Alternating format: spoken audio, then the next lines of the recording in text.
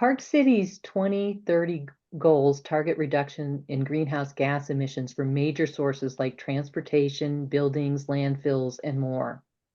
What specific policies or initiatives would you champion to accelerate our progress towards these sustainability targets?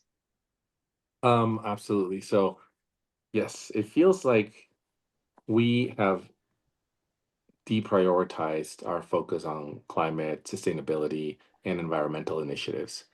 Conversely, at the foundation, we started a zero food waste effort with a long term goal of having food and yard waste being diverted from the landfill.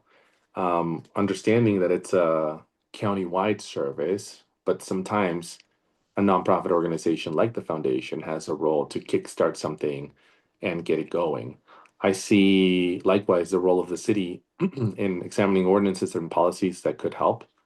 There's a couple of ideas that have intrigued me, including an ordinance that could encourage local businesses and vendors to divert food waste, and also examine the role that we can play as a city and as philanthropy as well to support that change and transition as we look to increase the life of our landfill. The other idea that I'm intrigued by is water conservation. It has to do with water conservation and specifically incentivizing folks to have smaller lawns. I know that can be sacrosanct in some parts of town, but it's one of these things that I see as inevitable as climate change continues. We ought to be investing in those policies that make it so that it's harder to have big lawns and actually incentivize people to reduce their water consumption. I've heard of some municipalities that have enacted policies around no new lawns. If you have a lawn, we love it, keep it.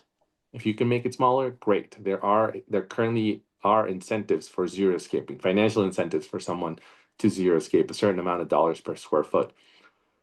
I would love to see that potentially increased and making it harder for a new development to put more lawn down, but instead look at um, wild species, natural local species to invest in, as well as um, zero escaping. So, got it. Thanks, Susan.